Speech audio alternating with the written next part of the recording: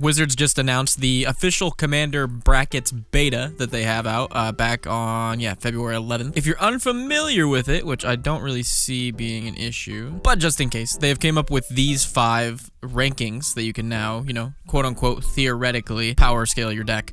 But in these rankings, you will see that there's a thing called game changers. Like a power 3 has 3 game changers in it. 2 and 1s have no game changers. So the natural question would then be, what is considered a game changer? And this is their beta version of the list of cards they consider game changer cards. You'll see some classics. You'll see Smothering Tithe, Cyclonic Rift, Yuriko's on here, Demonic Tutor, Ad Nauseam, Thassa's Oracle, but no Demonic Consultation. Very little red and green cards, which is strange because I can think of some more. And I guess that's the point of this video. I wanted to share with you guys 10 cards that I think easily after this beta hopefully gets turned into the official brackets and game changers list. Really need to go on here. Having played the format extensively, hearing us out might be worth it for the team over at Wizards. So as you can see with the game changers list, there's some on here that completely makes sense. Draenith Magistrate, no one can play their commanders. Smothering Tithe, you get more mana than anyone else at the table. Cyclonic Rift, very efficiently costed removal, as well as a one-way board wipe if you need it to be. Bolas's Citadel lets you just cast off top for free. I, much like I'm sure many of you, immediately had a list of cards pop into their head that need to be added to the game changers list. So I wanted to share with you my opinion for 10 cards that need to be added to the game changers list. And I was honestly really strict with the cards that I picked, and honestly do have the opinion should be on this list. You're not gonna find Craterhoof on my list. That's a fine card. You need mana. It's fine. You're not gonna find Skull Clamp on my list. But going into my list, what you will find is Teferi's Protection. That's for sure. You're telling me that you being unable to be targeted, you don't exist anymore, your life total can't change, none of your stuff can be touched, for 3 mana, isn't a game changer. Well, that would explain the $50 price tag on it, Wizards. If it's not a game changer, right? That's why it's 50 bucks. No, that's because it's an absolute game changer.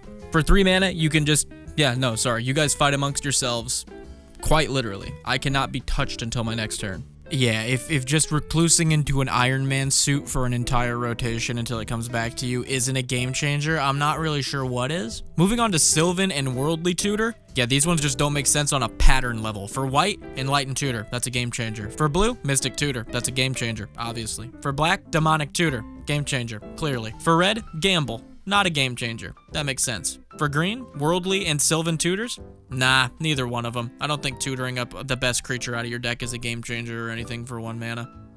I do think doing all the other stuff for 1 mana is, though. I disagree. I think that's stupid.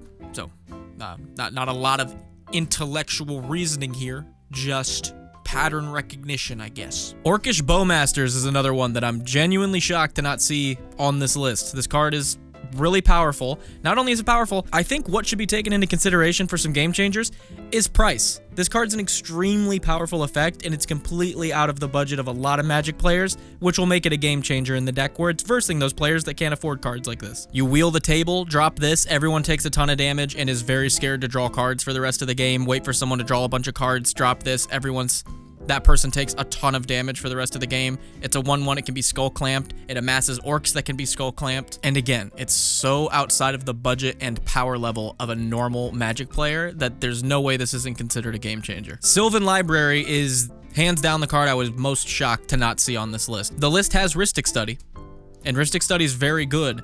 I'm almost of the opinion that Sylvan Library can be even better, giving you the guaranteed 3 draw if you want it. And if you don't, you can set your deck however you want to play off top. If you have some cards that let you cheat cards off top, like you plan to swing with an Atali that turn, just go ahead and draw what you need, put the big thing back on top, cast it for free. Outside of that, you cannot tell me that player 1 playing an Arcane Signet, player 2 playing a Mind Stone, and player 3 playing a Sigiled Paladin is anything compared to player 4 playing a Sylvan Library. That for all intents and purposes is the exact definition of a game changer. Sylvan Library will warp the game around it. The player that played it turn 2 will more than likely win the game and have all the answers to deal with everyone else's deck. Sure, you don't have to ask them to pay the one like you do Rhystic Study. Rhystic Study gives them the option to not get the value all the time. Sylvan Library is disgusting value. It's cheap as hell to play, 2 mana. One of the hardest card types to get rid of. Again, just like the Fairy's Protection, I took this out of my decks because it was so far past the power level of everything else in the deck. The next 2 actually come from the Patreon from Grayson Mionis, who recommends that Roaming Throne and Walking Ballista be added to the list, and I could not agree more. Roaming Throne just being a 4-drop, hard to kill, doubles all the triggers of a certain creature type. I think this card actually brings up a really valuable point that they need to consider for the Game Changers list, is that there are Game Changers in certain strategies specifically. Like overall, you're not going to run into a ton of Roaming Thrones, but when you run into the tribal decks that are running Roaming Thrones, or decks that care about their commander's trigger or whatever, it becomes very apparent how disgusting the card is and why it has the price tag it does. Just because it's more of a tribal card doesn't mean that it cannot be on this Game Changers list, because it's absolutely insanely powerful and it warps the game. I know a lot of people want to make the point of like, yeah, you can't put every combo piece onto the Game Changers list because then the list just becomes huge. I totally agree. That's why they already have it in the brackets, no combos in certain ranks. So I think what their standard is cards that are used in combos but can also be extraordinarily powerful by themselves just in a deck. Walking Ballista definitely checks that box. If you just have enough ramp or big mana, this thing comes out huge and does a ton of damage, not to mention it combos with everything in a peanut butter sandwich. So thank you, Grayson, because those are both in need of going onto this list. As is the Great Henge. If a potentially 2 mana artifact that adds 2 mana and makes everything enter with 1/1 counters and draw you cards isn't a game changer, I guess I'll sell all my cards, you know?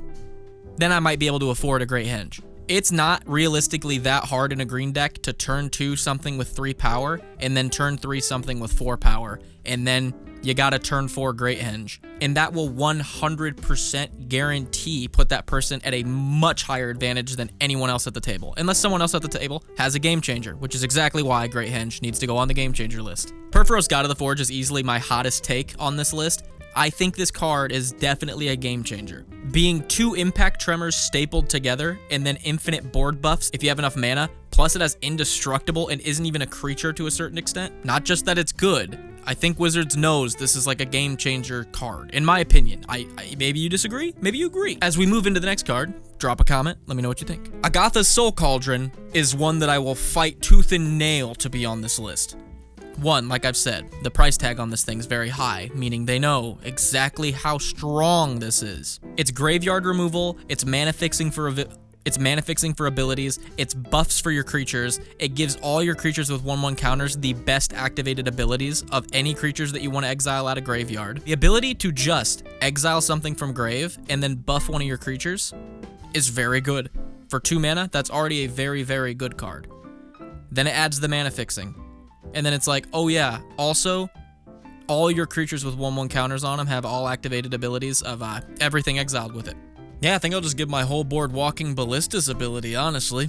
And I feel it's definitely a card that outclasses other cards at the table. And again, with the price tag, I find it very hard to believe that Wizards doesn't feel similarly. Finally, looking at the Game Changers list under the multicolor thing, it's easy to view these as just, these are really good multicolor cards. It's also arguably very hard to not view this as really good commanders. Kinnan, Yuriko, Winota, and Grand Arbiter are 4 of the top, most powerful, most oppressive, aggressive, quickly winning decks. So it's hard to believe that these are just there, completely separate from them being commanders. Because in decks, I'm fine with most of these cards. Actually, I'm fine with all of these cards. If they're just in a deck, I'm like, sure, whatever.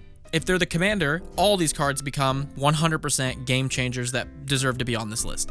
With that in mind, and if that is the intent, Edgar Markov needs to be on this list immediately. I know you just released the Innistrad thing, and you don't want to like dampen sales because people are like, I don't want to buy a card that could be on the Game Changers. Oh, I was just gonna build an Edgar Markov deck, but our whole playgroup's kind of 3s and 4s, so I don't want to pack my deck full of Game Changers like Edgar Markov. I think that either Edgar Markov goes onto this list as another Game Changer under multicolor because he's insane, or you create a third thing that is commanders that are separate from the bracket, if that makes sense. Where Edgar Markov, no matter what you do with him, he's going to be a 4 or a 5. I think some kind of list of commanders that are locked in at a certain power level or higher would be very valuable to certain people. But I don't know. Those are my 10 cards I think should be added to the Game Changers list. If you got some cards you think need to be added to this list, please drop some comments down below. I'm really interested on how the community feels about this thing. I do have some videos talking about the bracket system, maybe not in the way you're expecting, but I'm really excited. If you enjoy the content, check out the channel. If you enjoy all the rest of the content, maybe subscribe, drop a like, make sure to comment on this video. If you want to show some additional support like the people you're seeing on screen, you can head over to patreon.com/c/NixLotus, or go to the link down in the description and the comments. Appreciate you guys. I'll see you guys on the next one.